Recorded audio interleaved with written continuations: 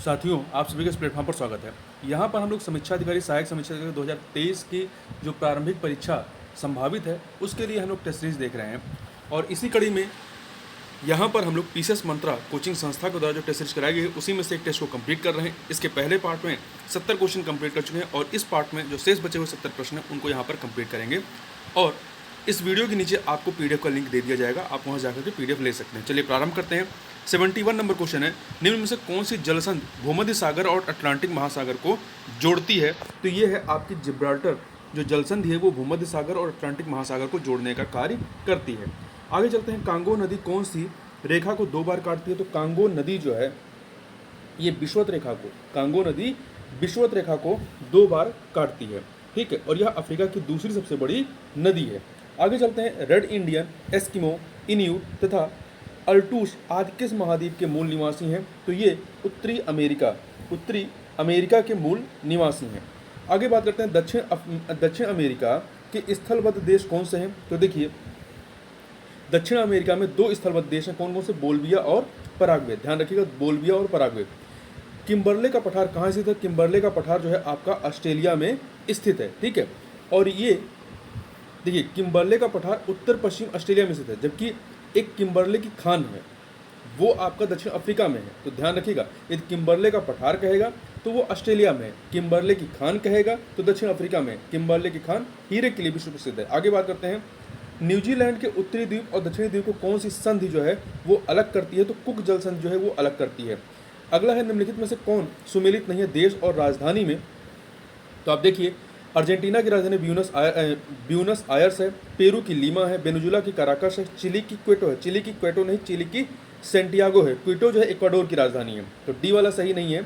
आगे बढ़ते हैं। निम्नलिखित में से किस देश के साथ भारत की सबसे कम सीमा संलग्न है? सबसे कम सीमा किससे संलग्न है? तो इसमें म्यांमार के साथ। सबसे अधिक आपकी किसके साथ है? बांग्लादेश के साथ। दूसरे नंबर पे चीन है, तीसरे पे पाकिस्तान है, चौथे पे नेपाल है, पांचवें पे म्यांमार है, छठे पे भूटान है और सातवें पे अफगानिस्तान। यदि अफगानिस्तान होता तो सबसे कम अफगानिस्तान हो जाता। यदि भूटान होता, इन चारों में से कोई अफगानिस्तान नहीं होता तो भूटान हो जाता। आगे चलते हैं। निम्नलिखित में से किस देश का क्षेत्रफल भारत से अधिक नहीं है? तो इसमें देखिए, संयुक्त राज्य अमेरिका, ब्राजील, ऑस्ट्रेलिया, इसका क्षेत्रफल जो है भारत से अधिक है, परंतु अर्जेंटीना का क्षेत्रफल भारत से कम है। आगे बढ़ते हैं। क्वेश्चन नंबर 80 देखते हैं। क्षेत्रफल के आधार पर सर्वाधिक विस्तृत केंद्र शासित प्रदेश कौन सा है? तो ये है आपका लद्दाख, सबसे अधिक क्षेत्रफल इसका। जीरो लाइन किस राज्य की बांग्लादेश के साथ सीमा निर्धारित करती है? तो जीरो लाइन जो है ये आपका मिजोरम के साथ में, एक सेकंड, नहीं, मिजोरम नहीं, त्रिपुरा है, ठीक है। देखिए, भारत के 5 राज्यों पश्चिम बंगाल, असम, मेघालय, त्रिपुरा, मिजोरम की सीमा जो है वो बांग्लादेश से मिलती है। जिसमें त्रिपुरा तथा बांग्लादेश की सीमा को जीरो लाइन की संज्ञा दी गई है। आगे बढ़ते हैं। भारत के तटीय मैदानों के संबंध में कौन सा कथन असत्य है? तटीय मैदानों के संबंध में कौन सा कथन असत्य है? तो देखिए, 4 कथन है। पहला, पश्चिमी तटीय मैदान पूर्वी तटीय मैदान से अधिक चौड़ा है, ये कथन सही है। दूसरा, पश्चिमी तटीय मैदान पर ज्वार नदमुख तथा पूर्वी तटीय मैदान पर नदी डेल्टा पाए जाते हैं, ये भी सही है, ठीक है। पश्चिमी तट पे आपका गुजरात, केरल, कर्नाटक है और पूर्वी तट पे आपका पश्चिम बंगाल, उड़ीसा, आंध्र प्रदेश और तमिलनाडु है, ठीक है, ये ध्यान रखिएगा। सी, पूर्वी तटीय मैदान पर उन्मज्जन और निमज्जन के प्रमाण मिलते हैं, जबकि पश्चिमी तटीय मैदान पर इसका अभाव है। इसका उल्टा है, ठीक है, ये उल्टा है, इसलिए सी ऑप्शन आपका गलत है। पश्चिमी तटीय मैदान पर मिलते हैं। डी, पश्चिमी तटीय मैदान के अपेक्षा पूर्वी तटीय मैदान के कम कटे फीटे होने के कारण पश्चिमी तट की तुलना में पूर्वी तट पर प्राकृतिक बंदरगाहों की संख्या कम है, तो ये कथन भी सही है। आगे बढ़ते हैं। कालाक्रमानुसार शैल क्रमों का सही क्रम क्या होगा? तो देखिए, सबसे पहले आपका आर्कियन होगा, आर्कियन, कालकी, फिर धारवाड़, फिर कुडप्पा, फिर विंध्यन आएगा, ठीक है। तो ये क्रम आपका रहेगा, आर्कियन, धारवाड़, कुडप्पा और विंध्य।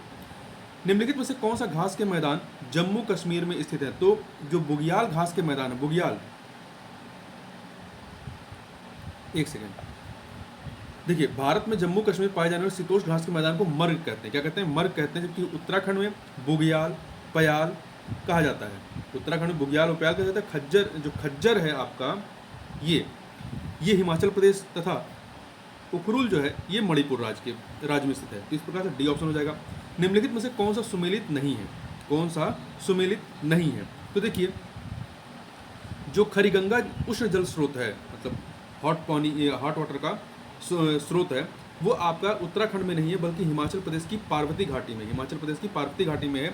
जबकि अन्य अरावली महाराष्ट्र में, अत्रि उड़ीसा और जकरेम मेघालय, ये सही है। अगला है, निम्नलिखित में से कौन सा सुमेलित नहीं है? कौन सा सुमेलित नहीं है? तो देखिए, डायमीर ये आपके ग्लेशियर हैं जो दिए गए। डायमीर आपका जम्मू कश्मीर में है, छोटा सिगिरी हिमाचल प्रदेश में है, जेमू सिक्किम में है, नामिक जो है, नामिक उत्तराखंड में, लद्दाख में नहीं है, उत्तराखंड में है।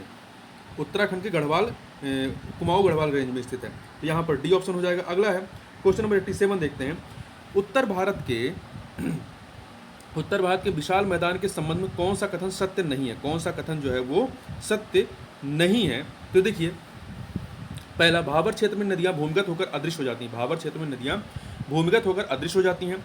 तराई क्षेत्र भाबर के दक्षिण में स्थित है। तराई क्षेत्र जो होता है वो भाबर के दक्षिण में स्थित है। मतलब पहले भाबर होगा फिर तराई क्षेत्र आएगा, तो ये भी सही है। सी, खादर क्षेत्र में बाढ़ का पानी प्रत्येक वर्ष पहुंचता है। खादर में प्रत्येक वर्ष पहुंचता है और परंतु भाबर में नहीं पहुंचता है। डी, उत्तर भारत के मैदान की चौड़ाई पश्चिम से पूर्व की ओर जाने पर, उत्तर भारत के मैदान की चौड़ाई पश्चिम से पूर्व की ओर जाने पर बढ़ जाती नहीं, घट जाती है। तो इसलिए डी विकल्प जो है आपका वो गलत है। आगे चलते हैं। दो सूचियां दी गई हैं भारत के जलप्रपात और अवस्थित, भारत के जलप्रपात और अवस्थित के बारे में। तो देखिए,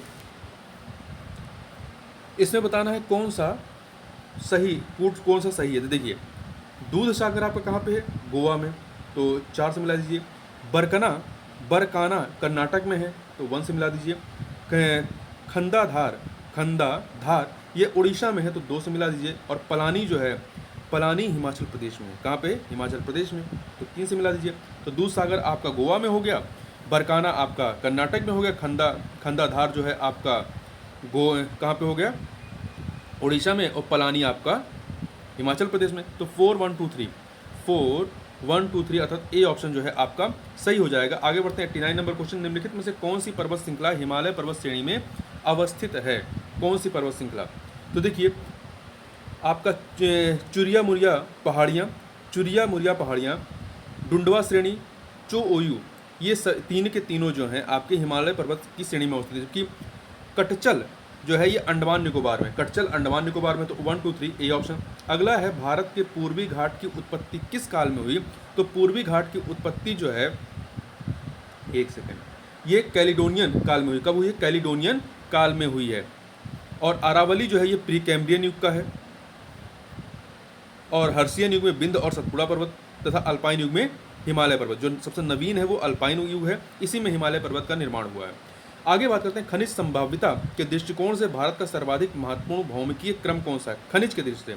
तो यह है आपका धारवाड़। धा से धातु, धा से धारवाड़, मतलब धातु खनिज होता है तो आप धा से याद रखिएगा, धारवाड़ है। ठीक है, 91 का सी हो जाएगा। और ये आर्कियन क्रम की चट्टानें हैं। आगे बढ़ते हैं 92 नंबर क्वेश्चन देखते हैं। तो ये है आपका मेन बाउंड्री फॉल्ट किन पर्वत श्रृंखलाओं के मध्य स्थित है? मेन बाउंड्री फॉल्ट जो है ये लघु हिमालय और शिवालिक हिमालय, लघु हिमालय और शिवालिक हिमालय के मध्य में स्थित है मेन बाउंड्री फॉल्ट, जो असम से पंजाब तक विस्तृत है। ठीक है, मेन बाउंड्री फॉल्ट लघु हिमालय और शिवालिक के मध्य स्थित है, जो असम से पंजाब तक विस्तृत है। और बृहद हिमालय और लघु हिमालय, बृहद हिमालय और लघु हिमालय के मध्य में मेन सेंट्रल थ्रस्ट स्थित है। आगे बात करते हैं निम्नलिखित में से कौन सा पठार छोटा नागपुर पठार का हिस्सा नहीं है? छोटा नागपुर पठार का हिस्सा नहीं है। तो देखिए, रांची पठार, पलामू उच्चभूमि, हजारीबाग पठार ये छोटा नागपुर पठार के हिस्सा, परंतु देवगढ़ पठार जो है ये विंध्याचल बघेलखंड पठार का हिस्सा है, विंध्याचल बघेलखंड पठार का हिस्सा है। तो बी ऑप्शन सही नहीं है। निम्न से कौन सा कथन असत्य है? 4 कथन दिए गए हैं। तो देखिए, भागीरथी और अलकनंदा देवप्रयाग में मिलती हैं, सही है। अलकनंदा और मंदाकिनी कर्णप्रयाग में मिलती है, नहीं। अलकनंदा और मंदाकिनी रुद्रप्रयाग में मिलती हैं, कर्णप्रयाग में नहीं, रुद्रप्रयाग में मिलती हैं। ठीक है, इसके अतिरिक्त केदारनाथ मंदाकिनी नदी के तट पर स्थित, सही है। मंदाकिनी नदी केदारनाथ से रुद्रप्रयाग के मध्य बहती है, ये भी सही है आपका। आगे चलते हैं। गंगा नदी में बाएं से मिलने वाली सहायक नदियों, गंगा नदी में बाएं से मिलने वाली सहायक नदियों में पूर्व से सबसे अंत में कौन सी नदी मिलती है? तो आपकी महानंदा। कौन सी मिलती है? महानंदा नदी मिलती है।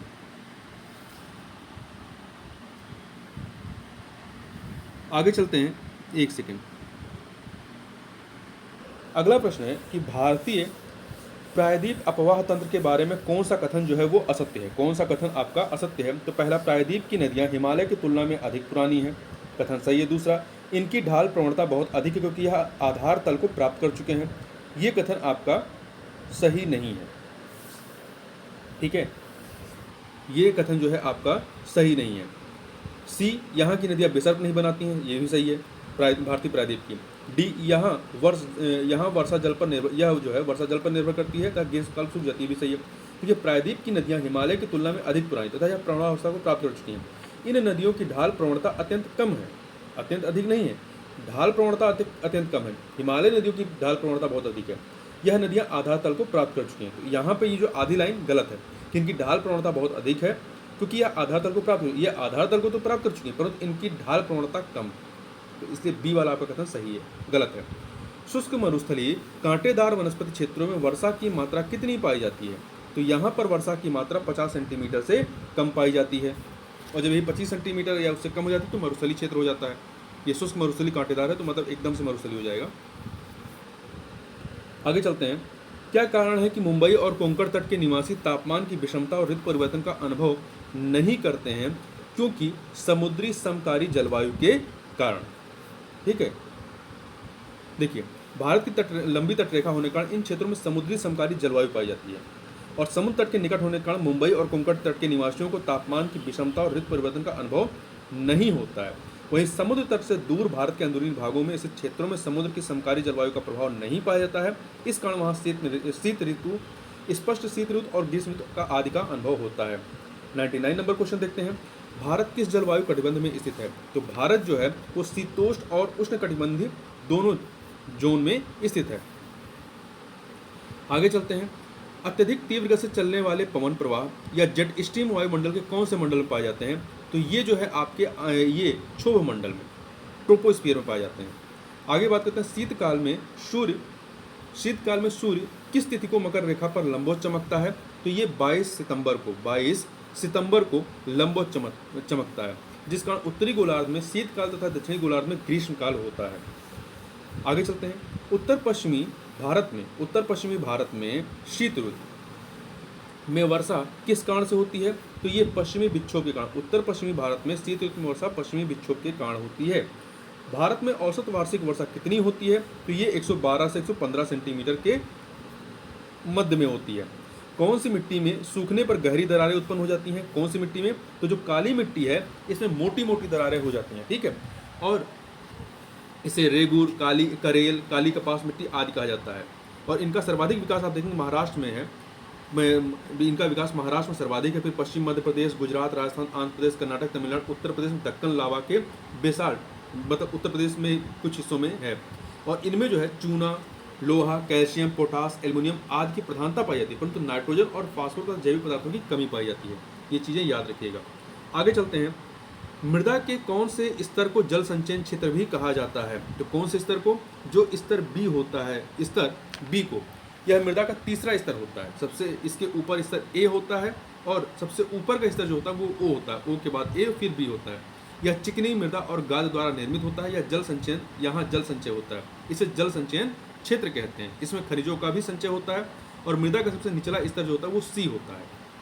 निम्न कथनों पर विचार कीजिए। 2 कथन दिए गए हैं, बताना है इन दोनों में से कौन सा या से कथन सत्य है। तो पहला, हिमालय में ऊंचाई पर जाने पर वनों के प्रकार बदल जाते हैं। हिमालय में ऊंचाई पर जाने पर वनों के प्रकार बदल जाते हैं, सही है। हिमालय पर 1500 मीटर की ऊंचाई तक सदाबहार वन पाए जाते हैं। ये 2 के दोनों कथन यहाँ पर सही हैं, इसलिए सी ऑप्शन हो जाएगा। 107 नंबर क्वेश्चन देखते हैं। यह है तांबे की प्राप्ति किस क्रम की चट्टानों से होती है? तो तांबे की प्राप्ति जो है धारवाड़ क्रम की चट्टानों से होती है। आर्कियन चट्टानों के बारे में कौन सा कथन असत्य है? तो 4 में से देखिए, पहला, ये आर्कियन प्राचीनतम और मूलभूत चट्टानें, सही है। इनमें जीवाश्म पाए जाते नहीं, इनमें जीवाश्म नहीं पाए जाते हैं। ठीक है, इनका निर्माण जीवों से पहले हुआ था अतः इनमें जीवाश्म नहीं पाए जाते हैं। तो बी वाला सही नहीं है। सी, इनका निर्माण लावा के ठंडा होने से हुआ, सही है। इनका विस्तार तमिलनाडु, कर्नाटक, आंध्र प्रदेश, राजस्थान के दक्षिणी पूर्वी भाग में है, ये कथन आपका सही है। आगे चलते हैं, छोटा नागपुर खनिज पेटी के संबंध में निम्न कथनों पर विचार कीजिए। तो यहाँ पर 3 कथन दिए गए हैं, बताना है कौन सा सही है। पहला, इसका मुख्य विस्तार झारखंड, छोटा नागपुर खनिज पेटी का इसका मुख्य विस्तार झारखंड, उड़ीसा और पश्चिम बंगाल में है, सही है। यह जो पेटी है नीसियम ग्रेनाइट सैलो से युक्त है, ये भी सही है। तीसरा, यह देश का लगभग 75% लौह अयस्क पाया जाता है, ये कथन आपका गलत है। क्यों? क्योंकि नीसियम ग्रेनाइट सैलो से युक्त इस पेटी में भारत का 90% से अधिक लौह अयस्क पाया जाता है, 75 नहीं 75 से अधिक 90% पाया जाता है, ठीक है। तो यहाँ पे पहला दूसरा सही है, तीसरा गलत है, तो ए ऑप्शन। भारत की लौह इस्पात पेटी निम्न से किसे कहा जाता है? तो किसे कहा जाएगा? अभी हमने ऊपर बात की, छोटा नागपुर खनिज पेटी को लौह इस्पात पेटी कहा जाता है। खेतड़ी की खान निम्न से किस खनिज से संबंधित है? खेतड़ी की खान जो है, खेतड़ी की खान राजस्थान के झुंझुनू में अवस्थित है और यह खान तांबे के उत्पादन के लिए भारत की सबसे सुप्रसिद्ध खान है, तो सी ऑप्शन। भारत का सर्वाधिक स्वर्ण का उत्पादन निम्न से किस राज्य में होता है? तो सर्वाधिक आपका कर्नाटक में होता है। कहाँ पर होता है? कर्नाटक में। यहाँ कोलार तथा हट्टी की खानों में सर्वाधिक स्वर्ण उत्पादन होता है। भारत में सूती वस्त्र का प्रथम कारखाना निम्न से कहाँ पर स्थापित किया गया था? तो प्रथम कारखाना आपका कोलकाता में स्थापित किया गया था। कहाँ पर? कोलकाता में 1818 में कलकत्ता के फोर्ट ब्लास्टर में, यद्यपि यह कारखाना सफल नहीं हो पाया था। आगे चलते हैं, क्वेश्चन नंबर 114 देखते हैं। हिंडाल्को की स्थापना किस देश के सहयोग से की गई? तो हिंडाल्को की स्थापना, इसका पूरा नाम है हिंदुस्तान एल्युमिनियम कंपनी, इसकी स्थापना यूएसए संयुक्त राज्य अमेरिका के सहायता से की गई थी। यह उत्तर प्रदेश के रेणुकूट में इसकी स्थापना की गई थी। यह देश में स्थित अग्रणी एल्युमिनियम उत्पादन कंपनी है। विश्व प्रसिद्ध अंगोरा ऊन निम्न से किससे प्राप्त होता है? तो अंगोरा ऊन जो है ये खरगोश से, किससे? अंगोरा ऊन विश्व स्तरीय उच्च कोट का ऊन माना जाता है, इसका उत्पादन खरगोश से किया जाता है। उल्लेखनीय कि पश्मीना ऊन जो है बकरी से होता है, प्राप्त होता है, और राजस्थान भारत का अग्रणी ऊन उत्पादक राज्य है, याद रखिएगा राजस्थान। देश का प्रथम सुपर फास्फेट संयंत्र निम्न से कहाँ स्थापित किया गया था? तो ये आपका रानीपेट में। कहाँ पर? रानीपेट में, तमिलनाडु के रानीपेट में वर्ष 1906 में स्थापित किया गया था। उल्लेखनीय है कि देश में सहकारी स्वामित्व वाले प्रथम कारखाने की स्थापना बिहार के सिंदरी में हुआ था। यदि सहकारी स्वामित्व वाले की बात की जाएगी तो बिहार का सिंदरी है। नेपा नगर निम्न से किसके उत्पादन के लिए प्रसिद्ध है? तो नेपा नगर जो है वो अखबारी कागज के लिए, ये मध्य प्रदेश में स्थित है, ठीक है। मध्य प्रदेश के ही होशंगाबाद में नोट छापने के कागज बनाने का सरकारी कारखाना भी है, ध्यान रखिएगा। और नेपा नगर आपका होशंगाबाद में ही आता है। आगे चलते हैं, प्रधानमंत्री ग्राम सड़क योजना के अंतर्गत गाँव को जोड़ने के लिए कितनी जनसंख्या को आधार बनाया गया है? तो देखिए, मैदानी इलाकों में 1000 जनसंख्या, पहाड़ी इलाकों में 500 और मरुस्थलीय क्षेत्रों में 250 की न्यूनतम जनसंख्या को आधार बनाया गया है। तो 1 2 3 ये जो प्रधानमंत्री ग्राम सड़क योजना है, इसकी शुरुआत वर्ष 2000 में की गई थी। राष्ट्रीय हरित राजमार्ग नीति कब जारी की गई? तो इसे वर्ष 2015 में 29 सितंबर 2015 को जारी किया गया था। इसके द्वारा वृक्षारोपण, सौंदर्यीकरण तथा अनुरक्षण हेतु राष्ट्रीय हरित राजमार्ग नीति जारी की गई थी। आगे चलते हैं, इसमें कहा क्या गया था कि जो भी सड़क निर्माताओं को कुल परियोजना लागत है 1% अंश जो है वृक्षारोपण निधि के रूप में निर्दिष्ट किया गया है। अगला है, झूम कृषि को अन्य किस नाम से जानते हैं? तो इसे स्थानांतरित कृषि के रूप में जाना जाता है। गुलाबी क्रांति का संबंध निम्न से किससे है? तो गुलाबी क्रांति का जो संबंध है वो मांस उत्पादन से है। भारत में हरित क्रांति का जनक किसे माना जाता है? MS स्वामीनाथन को। MS स्वामीनाथन को माना जाता है। 1960-70 के दशक के दौरान भारत में खाद्य फसलों के उत्पादन में हुई वृद्धि को हरित क्रांति कहा जाता है और MS स्वामीनाथन को भारत में हरित क्रांति का जनक कहा जाता है। आगे चलते हैं, 123 नंबर क्वेश्चन देखते हैं, 123। तो देखिए, टोडा जनजाति का निवास मुख्य तौर पर कहाँ माना जाता है? तो टोडा जनजाति का जो निवास है वो मुख्य तौर पर आपका नीलगिरी पहाड़ियों में पाया जाता है। ये आपका कर्नाटक हो गया, तमिलनाडु, इस वाले इलाके में पाए जाते हैं। इस जनजाति में बहुपति प्रथा का प्रचलन पाया जाता है। जौनसारी निम्न से किस राज्य की जनजाति है? तो ये आपका जौनसारी उत्तराखंड की जनजाति है, ये उत्तर प्रदेश में पाई जाती हैं, ठीक है। जौनसारी ये भूमध्य सागरीय प्रजाति हैं और इनका समाज पितृसत्तात्मक होता है। निम्नलिखित में से भारत के किस प्रदेश की सीमा रेखा नेपाल के साथ साझा करती है? तो किसकी? उत्तर प्रदेश की। उत्तर प्रदेश की सीमा रेखा जो है नेपाल से साझा होती है। नेपाल की सीमा को स्पर्श करने वाले 5 राज्य हैं, कौन कौन से? उत्तर प्रदेश, पश्चिम बंगाल, उत्तराखंड, सिक्किम और बिहार। आगे चलते हैं, निम्नलिखित में से सही सुमेलित नहीं है कौन सा, 3 जो है इसमें से कौन सा सही सुमेलित नहीं है। देखिए आपका लक्षद्वीप व मिनिकॉय के बीच 9 डिग्री चैनल है, 9 डिग्री चैनल है, ये आपका सही है। दूसरा, सुमात्रा और निकोबार डंकन पास से जुड़े नहीं, सुमात्रा और निकोबार की ग्रैंड चैनल से, ठीक है, तो दूसरा गलत। तीसरा, तमिलनाडु श्रीलंका ग्रैंड चैनल से नहीं, तमिलनाडु श्रीलंका पाक की खाड़ी के द्वारा एक दूसरे से अलग होते हैं। तो पहला सही है, दूसरा तीसरा सही नहीं है, इसलिए आपका बी ऑप्शन हो जाएगा। क्षेत्रफल की दृष्टि से भारत के राज्यों का घटता हुआ क्रम क्या है, तो सबसे अधिक क्षेत्रफल किसका है, राजस्थान का, फिर मध्य प्रदेश, फिर आपका तीसरे महाराष्ट्र, चौथे पे उत्तर प्रदेश आएगा। तो राजस्थान, मध्य प्रदेश, महाराष्ट्र, अर्थात बी ऑप्शन हो जाएगा। भारत के किस राज्य की सीमाएं 3 देशों क्रमशः नेपाल, भूटान और चीन के साथ सीमा साझा करती हैं, तो सिक्किम है ये कौन सा है, सिक्किम है। निम्नलिखित पर्वत श्रेणियों को उत्तर से दक्षिण, उत्तर से नॉर्थ टू साउथ चलना है हमें, ठीक है, ध्यान रखिएगा, ऊपर से नीचे की तरफ। तो सबसे उत्तर में पीर पंजाल है, फिर जास्कर है, फिर धौलाधर और सबसे नीचे शिवालिक है। तो पीर पंजाल, जास्कर, धौलाधर, शिवालिक। इसके अतिरिक्त पीर पंजाल से ऊपर भी क्या है, काराकोरम है, काराकोरम, पीर पंजाल, जास्कर, धौलाधर, शिवालिक। आगे चलते हैं, 130 नंबर क्वेश्चन देखते हैं। निम्नलिखित पहाड़ियों का पूर्व से पश्चिम की ओर सही क्रम क्या है। तो निम्नलिखित पहाड़ियों का पूर्व से पश्चिम यदि क्रम देखें तो मैकाले, सतपुड़ा और बिंद है। पूर्व से पश्चिम चलना है, ठीक है, पूर्व से पश्चिम मतलब पश्चिम बंगाल साइड से आप गुजरात की साइड चलेंगे, तो मैकाले, सतपुड़ा और बिंद। सबसे पूर्व मैकाले, फिर सतपुड़ा और सबसे पश्चिम में आपका बिंध्य पर्वत श्रेणी आ जाएगा। आगे चलते हैं, 131 नंबर क्वेश्चन। दक्षिण भारत की निम्नलिखित पहाड़ियों का उत्तर से दक्षिण, उत्तर से मतलब ऊपर से नीचे की तरफ सही क्रम क्या होगा। तो सबसे उत्तर में आपका नीलगिरी है, फिर अन्नामलाई, फिर इलायची पहाड़ी। तो नीलगिरी, अन्नामलाई, इलायची पहाड़ी। आगे बढ़ करते हैं, निम्नलिखित दर्रों का उत्तर से दक्षिण की ओर सही क्रम क्या है। उत्तर से दक्षिण की, तो देखिए उत्तर से दक्षिणी जो सही क्रम है उसमें जोजिला, फिर बुर्जिल है, फिर रोहतांग है, फिर माना है। जोजिला दर्रा, बुर्जिल, रोहतांग और फिर माना, मतलब बी ऑप्शन आपका सही हो जाएगा। निम्नलिखित में से कौन सी नदी गंगा में बाएं से नहीं मिलती है, गंगा में बाएं से नहीं मिलती। देखिए गंडक नदी, कोसी नदी, गोमती, ये बाएं तरफ से मिलती है, परंतु जो टोंस नदी है ये दाहिने तरफ से मिलती है। तो देखिए दाहिने तरफ से मिलने वाली नदियों में आपकी यमुना है, यमुना नदी, टोंस नदी, सोन नदी, ये सभी दाहिने तरफ से मिलती हैं। आगे चलते हैं, निम्नलिखित में से कौन सा बंदरगाह भारत के पश्चिमी तट पर स्थित है, भारत के पश्चिमी तट पर स्थित है। तो देखिए तूतीकोरिन, ये भारत के पूर्वी तट पर स्थित बंदरगाह है। कौन सा बंदरगाह भारत के पश्चिमी तट पर स्थित नहीं है, ये पूछा गया, ठीक है। तो देखिए तूतीकोरिन आपका पूर्वी तट पर है, पूर्वी तट पर है, तो यहाँ पर ए ऑप्शन आपका सही हो जाएगा। और ये कहाँ पे, तमिलनाडु में, जबकि न्यू मंगलोर, कोच्चिन, मरमगोवा ये पश्चिमी तट पर। आगे बात करते हैं, प्रायद्वीपीय भारत में पूर्व दिशा में बहने वाली नदियों का, प्रायद्वीपीय भारत में पूर्व दिशा में बहने वाली नदियों का उत्तर से दक्षिण का सही क्रम क्या है। तो देखिए सही क्रम क्या हो जाएगा आपका, महानदी, गोदावरी, कृष्णा, कावेरी। महानदी, गोदावरी, कृष्णा, कावेरी, ये उत्तर पूर्व दिशा में बहने वाली नदियों का उत्तर से दक्षिण क्रम है। निम्नलिखित नदियों का पूर्व से पश्चिम की ओर सही क्रम क्या है। तो देखिए इसमें पूर्व से पश्चिम चलना है, तो सबसे पूर्व में आपका सोन है, फिर उसके पश्चिम में आपका बेतवा है, फिर चंबल है, फिर लूनी है। पूर्व से पश्चिम चलेंगे तो सोन, बेतवा, चंबल, लूनी। लूनी आपकी गुजरात, राजस्थान साइड में है। आगे चलते हैं, 137। निम्नलिखित में से किन राज्यों की सीमा भूटान के साथ सीमा बनाती है। किन राज्यों की सीमा भूटान के साथ सीमा बनाती है। तो पश्चिम बंगाल, सिक्किम, अरुणाचल प्रदेश, असम।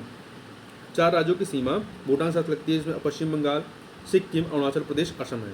आगे चलते हैं, कावेरी नदी भारत के किन राज्यों से होकर प्रवाहित होती है। तो कावेरी नदी जो है ये कर्नाटक, तमिलनाडु और केरल, कर्नाटक, तमिलनाडु और केरल, इन 3 राज्यों से होकर के प्रवाहित होती है। इसका उद्गम कर्नाटक की ब्रह्मगिरी पहाड़ियों से होता है और इसे दक्षिण भारत की गंगा भी कहा जाता है। इसके प्रवाह क्षेत्र को rice bowl of south India भी कहा जाता है। हिमालय पर्वत श्रृंखला की कौन सी श्रेणी सबसे दक्षिण में स्थित है, सबसे दक्षिण में स्थित है, कौन सी है। तो देखिए जो आपकी शिवालिक हिमालय वो सबसे दक्षिण में है। हिमालय पर्वत श्रृंखला का जो उत्तर से दक्षिण क्रम है, सबसे उत्तर में आपका ट्रांस हिमालय, फिर बृहद हिमालय, फिर मध्य हिमालय, फिर शिवालिक हिमालय। तो ये जो क्रम दिया गया है ये आपका नॉर्थ टू साउथ ही दिया गया है, ठीक है। आगे चलते हैं, नेपाल हिमालय किन नदियों के बीच स्थित है। तो नेपाल हिमालय जो है वो काली व तिस्ता के मध्य में स्थित है। नेपाल हिमालय, पंजाब हिमालय ये सिंधु और सतलज के बीच में है, सतलज और सिंधु के मध्य में पंजाब हिमालय है। और काली व तिस्ता के मध्य में जो है वो नेपाल हिमालय है। तीस्ता व दिहांग के मध्य में जो है वो असम हिमालय है, ठीक है। और पंजाब हिमालय आपका सिंधु व सतलज के मध्य में है। तो ये चीज़ें ध्यान रखिएगा। तो इस प्रकार से इस वीडियो में बस इतना ही, मिलते हैं नेक्स्ट वीडियो में, तब तक के लिए बहुत बहुत धन्यवाद।